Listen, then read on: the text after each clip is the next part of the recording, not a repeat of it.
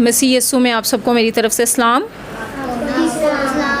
हम अपनी क्लास का आगाज़ करते हैं और आए हम सब अपनी आंखों को बंद करते और सरों को झुकाते हैं और शुक्रगुजारी की दुआ करते हैं। हालेलुया। कदूस कदूस कदूस मेहरबान ज़िंदा और जलाली खुदावंद, तेरी शुक्रगुजारी करते हैं, तेरे पाक नाम को जलाल देते हैं। तू जो वादों का सच्चा खुदा है, तू जो अल्फ़ा और ओमेगा है, तेरी शुक्रगुजारी करते हैं खुदावंद खुदा।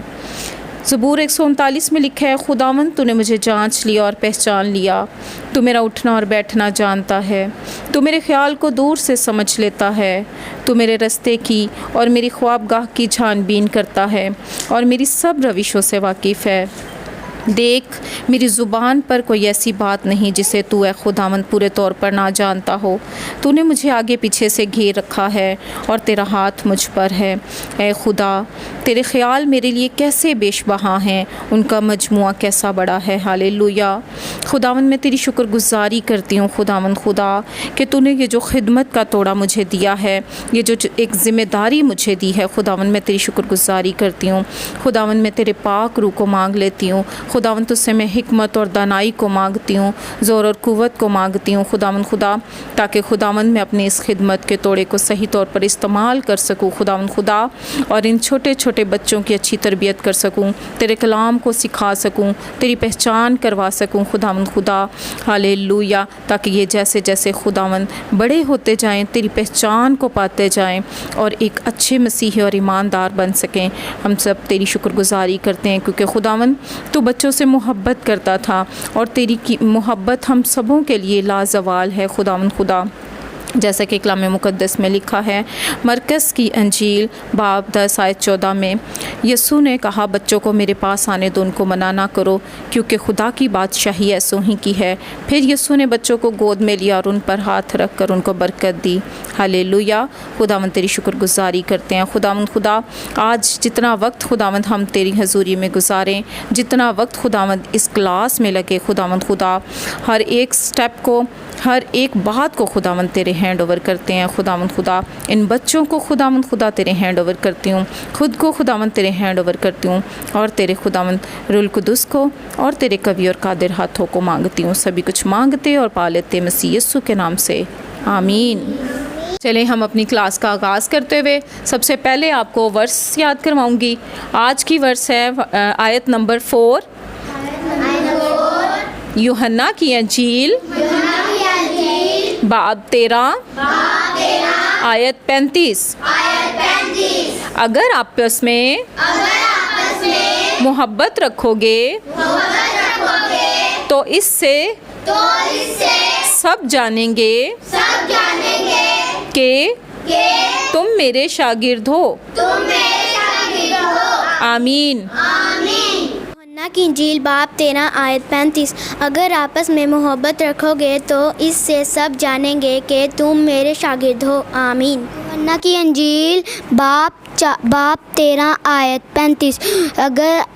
अगर आपस में मोहब्बत रखोगे तो इससे सब जानेंगे कि तुम मेरे शागिर्द हो। आमीन। बाब 13 आयत 35। अगर आपस में मोहब्बत रखोगे तो इससे सब जानेंगे तुम मेरे शागिर्द हो। आमीन। यूहन्ना की अंजील बाब 13 आयत 35। अगर आपस में मोहब्बत रखोगे तो इससे सब जानेंगे कि तुम मेरे शागिर्द हो। आमीन। यूहन्ना की अंजील बाब 13 आयत 35। अगर आपस में मोहब्बत रखोगे तो इससे सब जानेंगे कि तुम मेरे शागिर्द हो। आमीन। यूहन्ना की अंजील बाब 13 आयत 35। अगर आपस में मोहब्बत रखोगे तो इससे सब जानेंगे तुम मेरे शागिर्द हो। आमीन।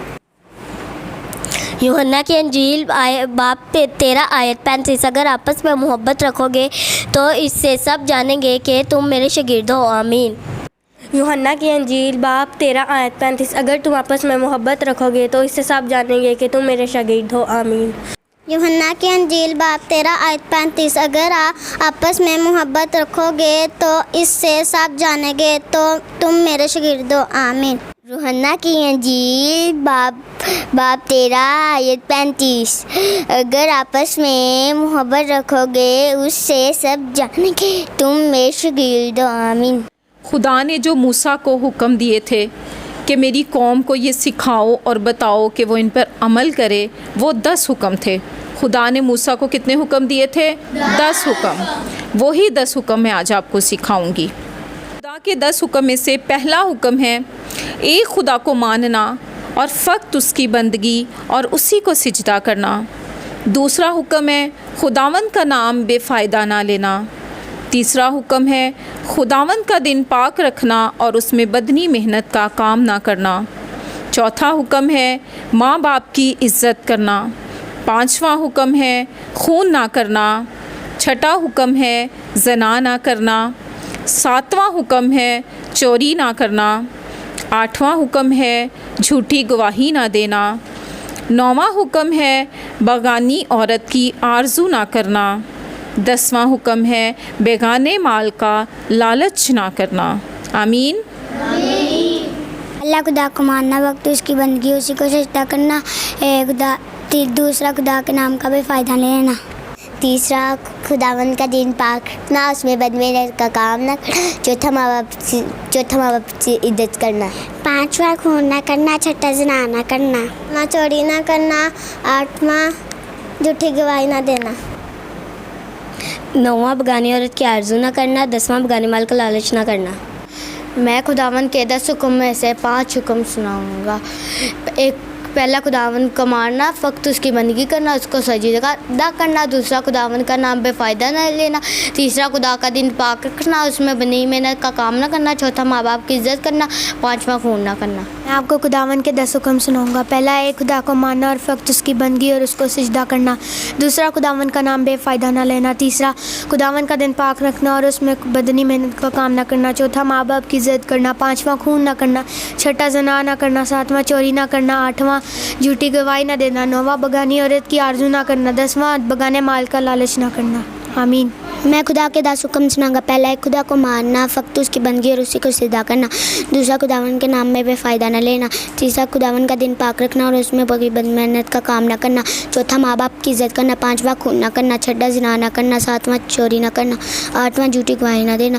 नौवां बेगानी औरत की आरजू न करना। 10वां बेगाने माल का लालच न करना। मैं खुदा के 10 हुक्म सुनाऊंगा। पहला एक खुदा को मानना और फ़कत उसी की बंदगी और उसी को सिजदा करना। दूसरा खुदावंद का नाम बेफ़ायदा ना लेना। तीसरा एक खुदावंद का दिन पाक रखना और उसमें बदनी मेहनत का काम ना करना। चारवां माँ बाप की इज़्ज़त करना। पांचवा खून ना करना। छठा ज़ना ना करना। सातवां चोरी ना करना। आठवां झूठी गवाही ना देना। नौवां बेगानी औरत की आरजू ना करना। 10वां बेगाने माल का लालच ना करना। मैं खुदा के 10 हुक्म सुनाऊंगी। पहला है खुदा को मानना, फ़कत उसकी बंदगी और उसी को सजदा करना। दूसरा खुदावन के नाम पे बेफ़ायदा न लेना। तीसरा खुदावन का दिन पाक रखना, उसमें बंदनी मेहनत का काम ना करना। चौथा माँ बाप की इज़्ज़त करना। पांचवा खून ना करना। छठा ज़ना ना करना। सातवां चोरी ना करना। आठवां झूठी गवाही देना। नौवां बेगानी औरत की आरजू ना करना। 10वां बेगाने माल का लालच ना करना। आमीन। एक खुदा को मानना, फ़कत उसकी बंदगी और इसको सजदा करना। दूसरा खुदावन का नाम बेफ़ायदा न लेना। तीसरा खुदावन का दिन पाक रखना और उसमें बंदी मेहनत का काम न करना। चौथा माँ बाप की इज़्ज़त करना। पांचवा खून न करना। छठा ज़ना न करना। सातवां चोरी न करना। आठवां झूठी गवाही न देना। नौवां बगानी औरत की आरजू करना। 10वां बगाने माल का लालच न करना। आज मैं आपको जो स्टोरी सुनाने वाली हूँ वो है काइन और हाबल, 2 भाइयों की स्टोरी। ठीक है, गौर से सुनना क्योंकि फिर उसी में से मैं आपसे क्वेश्चन पूछूंगी। आदम और हवा के बागे अदन से निकाले जाने के बाद उनके यहाँ 2 बेटे पैदा हुए। उन्होंने पहले का नाम काइन रखा। वो बड़ा होकर काश्तकार बना और फसलें काश्त करने लगा। छोटे बेटे का नाम हाबल था, वो चरवाहा बना। एक दिन दोनों भाइयों ने खुदा के हजूर नजराने पेश करने का फ़ैसला किया। काइन अपने खेतों से सुनहरी अनाज लाया। क्या लाया? सुनहरी अनाज। हाबल अपने गले से चुनकर एक बर्रा लाया। खुदा ने उनके उम्दा नजराने देखे और फिर उन दोनों भाइयों को देखा। उसने देखा कि वो कैसे इंसान हैं।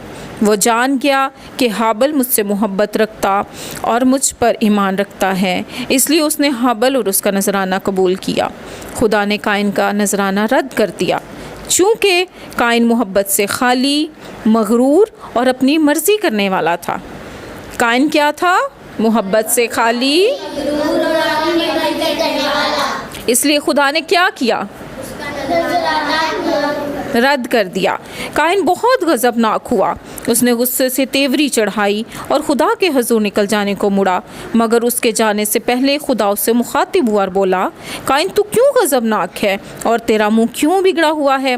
अगर तू नेकी करता तो उस वक्त खुश होता और मैं तेरा हदिया ज़रूर कबूल करता, लेकिन बदी जंगली जानवर की मानिद है, वो बिल्कुल करीब दबकी बैठी है ताकि तुझ पर झपट कर अपने काबू में कर ले। तुझे उसके ख़िलाफ़ लड़ना चाहिए। लेकिन काइन खुदा की बात सुनना ना चाहता था। उसने खुदा की आगाही और तनबीह की कोई परवाह ना की। वो गुस्से से भरा हुआ नहायत बदमिजाजी से वहाँ से निकलकर अपने खेतों में चला गया। अब वो हाबल से नफ़रत करने और अदावत रखने लगा, क्योंकि वो नेक था और खुदा उससे राज़ी था। कौन नेक था? हाबल। और खुदा उससे क्या था? राज़ी था।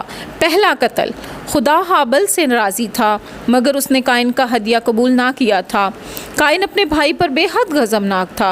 वो उससे हसद करता था। वो हाबल का खुशबाश चेहरा देखता तो उसका गुस्सा और तेज़ हो जाता था। उसने फ़ैसला कर लिया कि मैं किसी न किसी तरह हाबल से बदला लूँगा। एक दिन उसने हाबल से कहा, आओ खेतों में सैर करने चलें। हाबल ने फ़ौरन जवाब दिया, ठीक है चलते हैं। उसने सोचा शायद मेरा भाई मुझसे सुलह करना चाहता है। पुरसकून खुले मैदान में सैर करते हुए काइन का गुस्सा और भी भड़कने लगा। हालांकि उसके भाई हाबल ने उससे कोई बदसलूकी ना की थी। हाबल को ज़रा भी शक ना था। अचानक काइन बुरे गुस्से से उस पर झपटा। हाबल संभलने भी ना पाया था कि काइन ने एक ही वार से उसे मार डाला। वो अपने भाई की लाश छोड़कर वापस चल पड़ा। उसने मुड़कर पीछे देखना भी गवारा ना किया। तब खुदा ने काइन से पूछा, तेरा भाई कहाँ है? काइन घबरा गया। उसका दिल जैसे बैठने लगा, मगर उसने संभल कर बहुत बेपरवाही से जवाब दिया, मुझे क्या मालूम? क्या मेरा ज़िम्मा है कि हर वक्त उसकी रखवाली करता फिरूं? खुदा ने बड़े रंज के साथ कहा, काइन तूने ऐसा खौफनाक काम क्यों किया? तब काइन ने जान लिया कि खुदा ने सब कुछ देख लिया है और वो मेरे दिल में भरी सारी नफ़रत और हसद को जानता है। खुदा ने काइन से कहा, तेरे भाई का खून इंसाफ के लिए पुकार रहा है। तेरी सज़ा ये है कि आइंदा से ज़मीन तेरे लिए अच्छी अच्छी फसलें नहीं उगाएगी। तू उम्र भर बेघर होगा और आवारा फिरता रहेगा। काइन पुकार उठा, मेरी सज़ा बहुत सख्त है, जो भी मुझे पाएगा कत्ल कर देगा। खुदा ने जवाब दिया, मैं तेरी हिफाजत करूँगा, तू मारा नहीं जाएगा। काइन अपने घर और खेत से चला गया। इससे भी बुरी बात यह थी कि वो खुदा से दूर चला गया। उसने अपने गुरूर के बाइस खुदा की आगाही और तनबीह पर कान नहीं धरा था। उसने अपने भाई से मोहब्बत रखने और उसके साथ रहने के बजाय उससे नफ़रत रखने और उसे मार डालने को तरजीह दी। आमीन। अब स्टोरी तो आपने सुन ली है ना। काइन और आबल दो भाई, पहला कत्ल, दुनिया में सबसे पहले कत्ल कब हुआ, किसने किया, कैसे किया, क्यों किया, वो तो सारा आपने स्टोरी में सुन लिया। ठीक है, अब फिर मैं आपसे क्वेश्चन पूछूंगी, आपने आंसर देने। मुझे पता चलेगा आप कितने स्टोरी को सुनते हो और कितनी का आपको समझ आती है। आदम और हवा के कितने बेटे थे? 2। आदम के बड़े बेटे का क्या नाम था और वो क्या करता था? आदम और हवा के छोटे बेटे का क्या नाम था और वो क्या करता था? काइन ने खुदा के हुजूर क्या और कैसा नजराना पेश किया?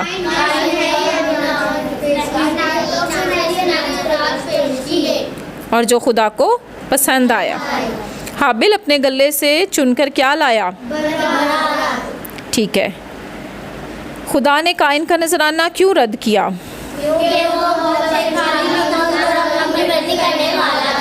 Very good. काइन क्यों गुस्से में था?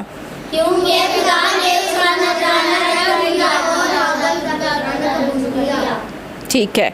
और फिर काइन को क्या था? क्योंकि खुदा हाबल को पसंद करता था, काइन हाबल से भी नफ़रत करने लग गया और ये चीज़ उसको और ज़्यादा गुस्सा उसको आने लग गया और वो बुरी लगने लगी। ठीक है। काइन ने अपने भाई के साथ क्या किया? काइन ने अपने भाई हाबल को खेत में ले जाकर उसे मार डाला। खुदा ने काइन को क्या सज़ा दी?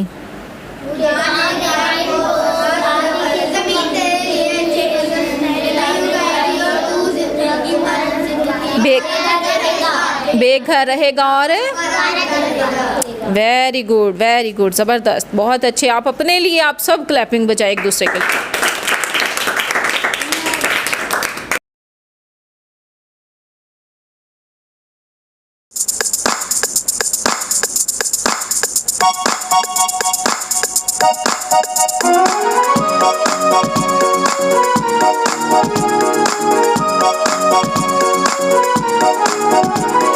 सुनो सुनो आओ बच्चों, कहानी तुमको सुनाऊं।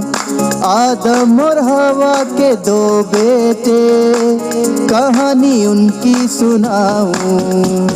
सुनो सुनो आओ बच्चों, कहानी तुमको सुनाऊं। आदम और हवा के दो बेटे, कहानी उनकी सुनाऊं। सुनो सुनो आओ बच्चों, कहानी तुमको सुनाऊं।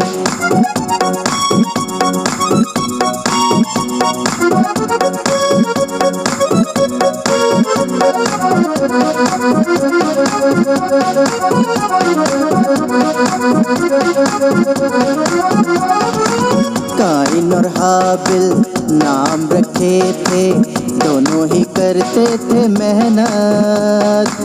एक का किसान एक था चरवाहा, दोनों पे रब की थी रहमत। काइन और हाबिल नाम रखे थे, दोनों ही करते थे मेहनत। एक का किसान एक था चरवाहा, दोनों पे रब की थी रहमत। सुनो सुनो आओ बच्चों, कहानी तुमको सुनाऊं। आदम और हवा के दो बेटे, कहानी उनकी सुनाऊं। सुनो सुनो आओ बच्चों, कहानी तुमको सुनाऊं।